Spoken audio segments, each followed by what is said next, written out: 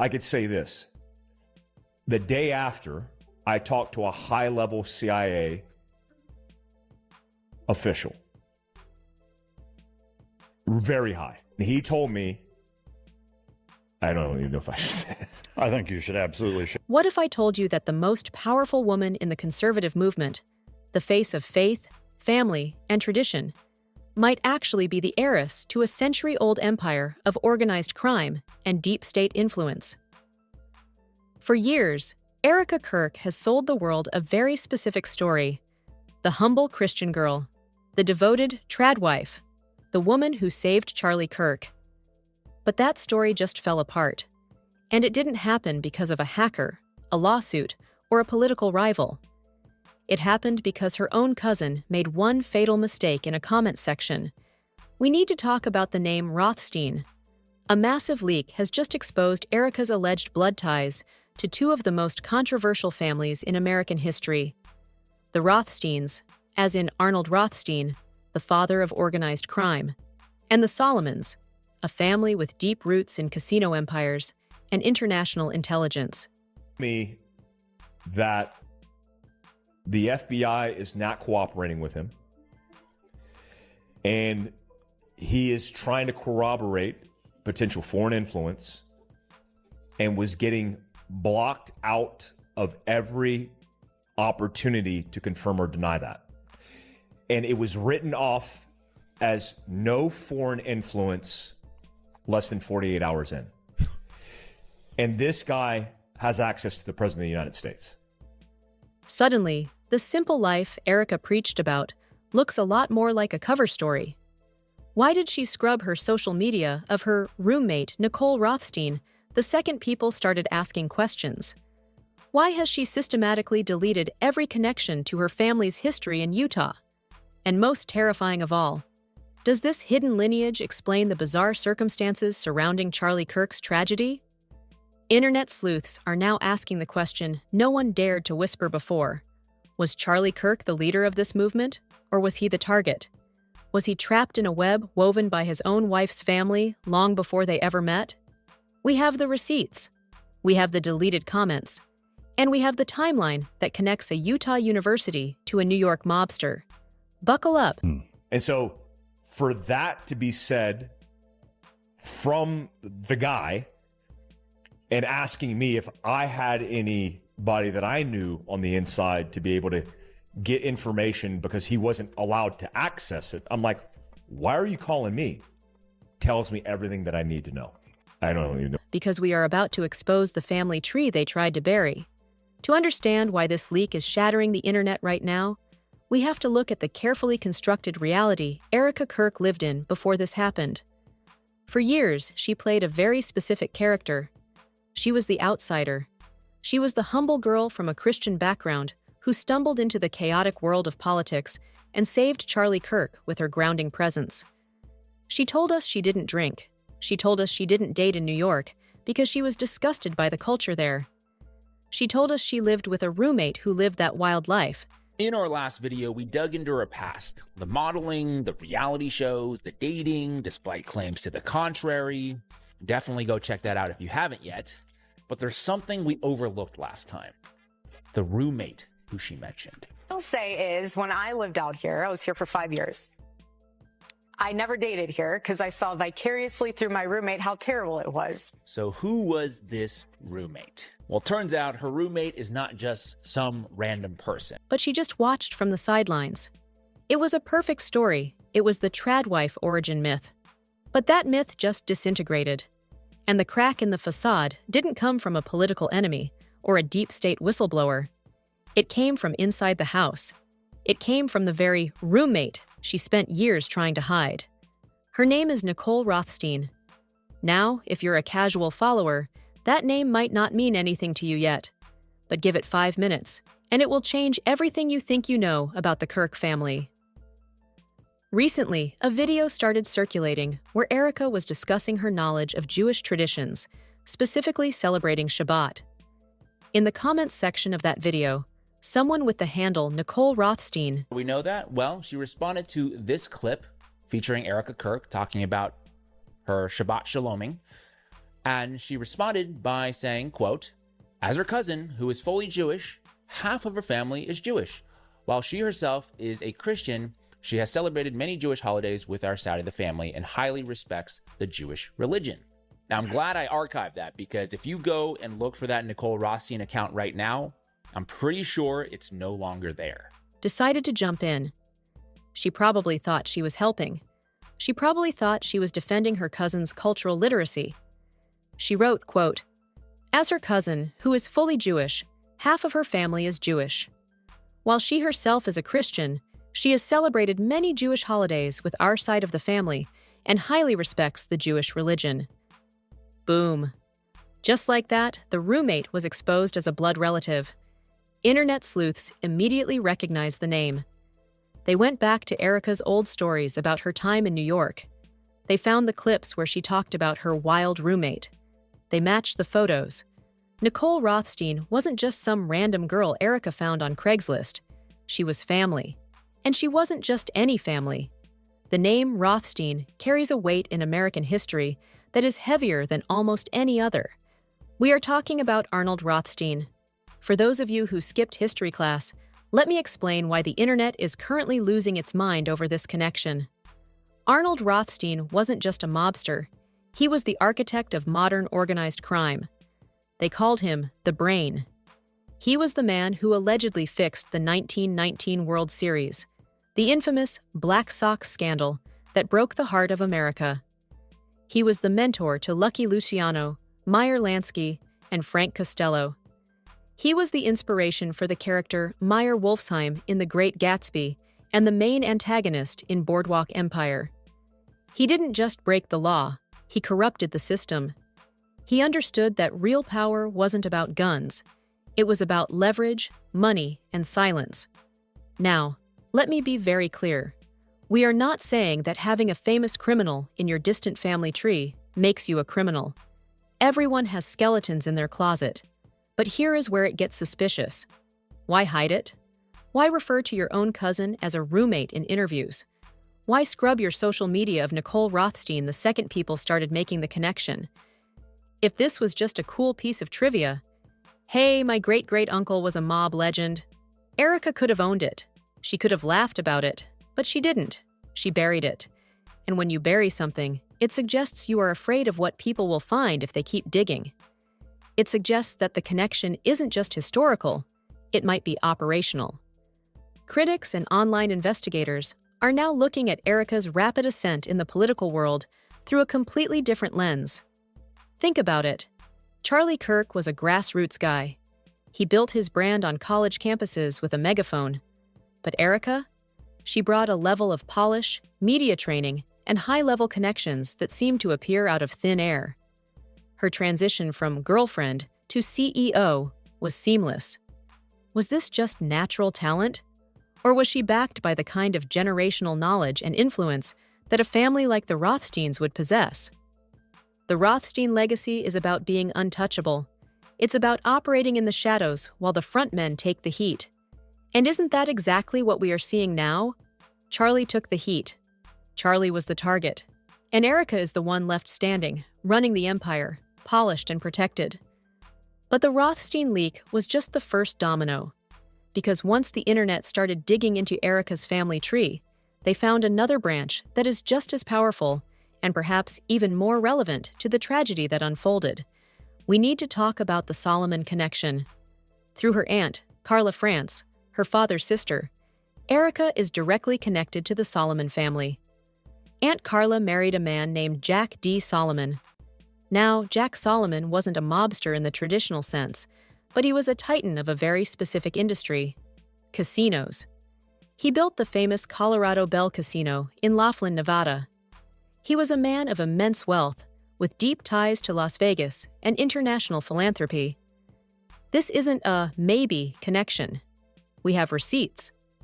Before the scrubbing began, Erika herself posted a photo on Instagram. She was in Jerusalem, standing next to a dedication sign. The caption read, "Meet Darla, a Romanian Jew that now calls Israel her home.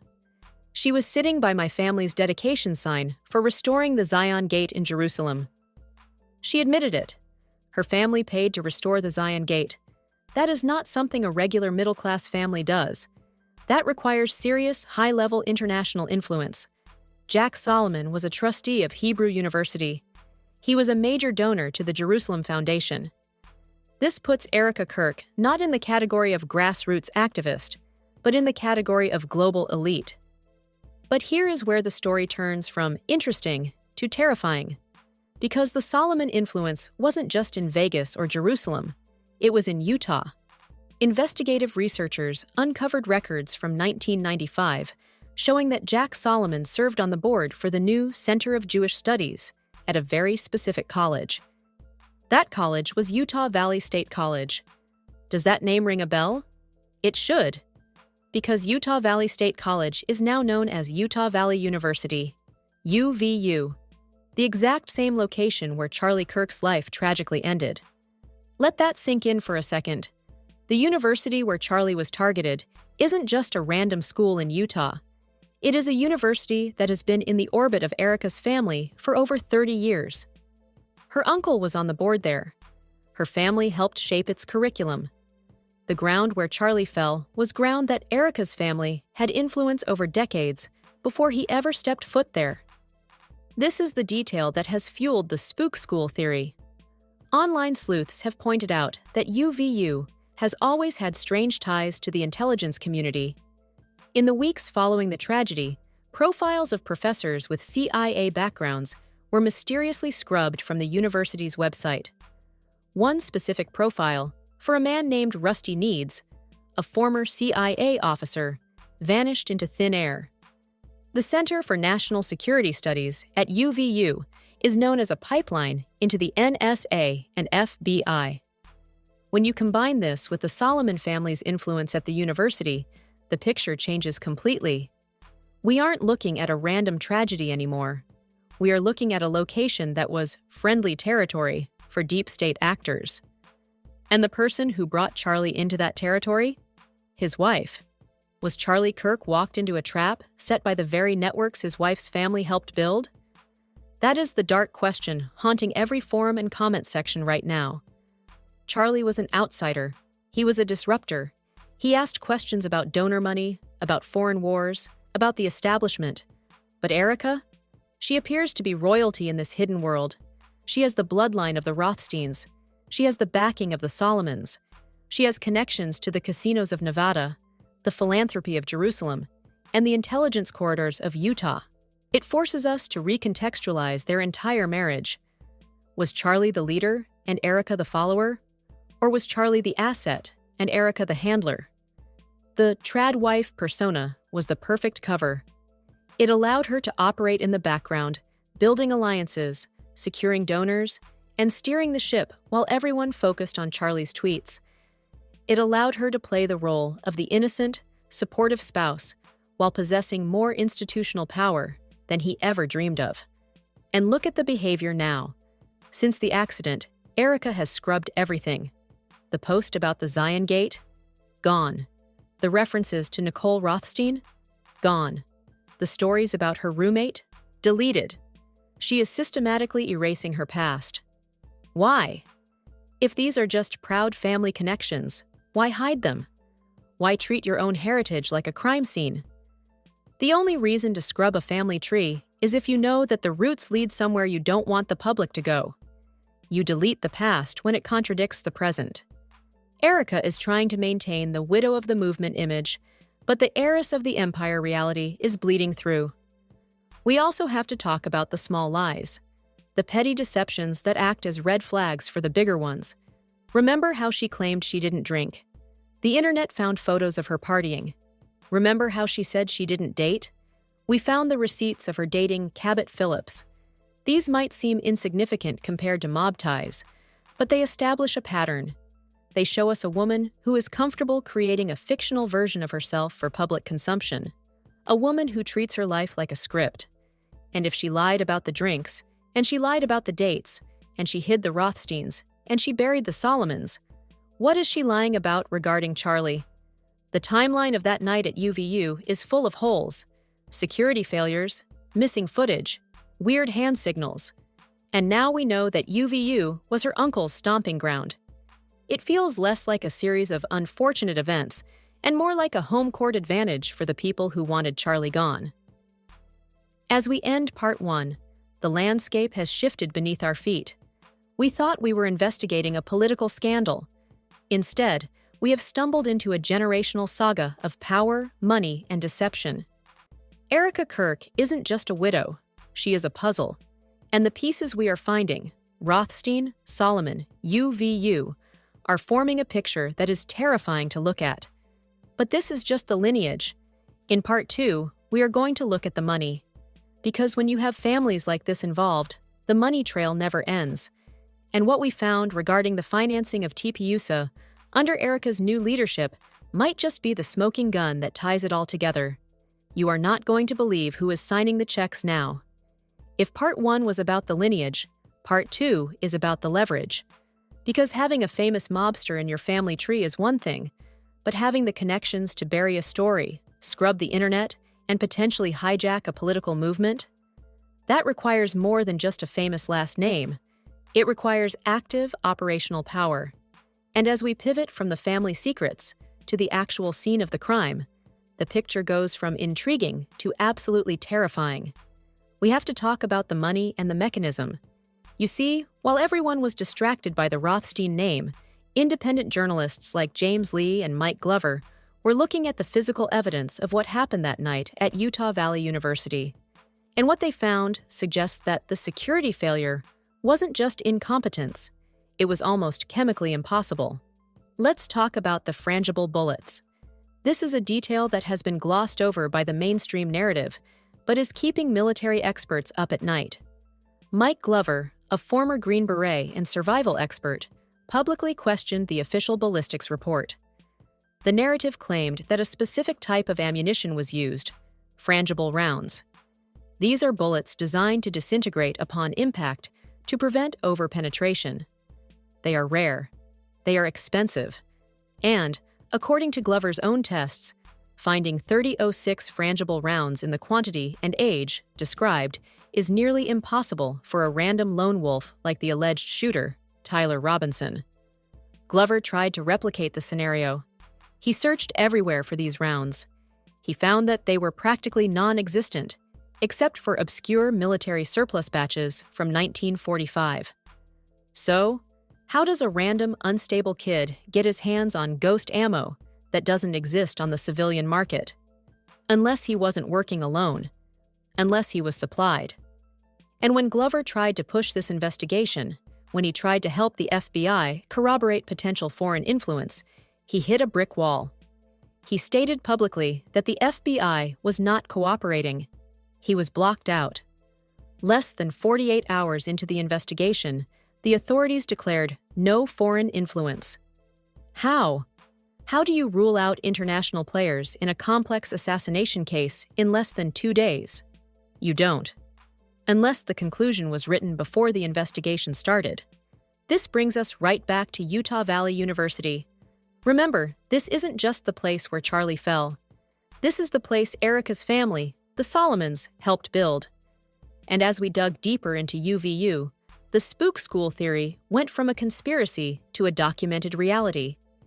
In the weeks following the tragedy, internet sleuths noticed a digital purge happening on the UVU website. Profiles of staff members were being deleted in real time. Specifically, profiles linked to the intelligence community. We are talking about people like Rusty Needs, a former CIA officer and professor at UVU's Center for National Security Studies. His profile was there one day and gone the next. Why?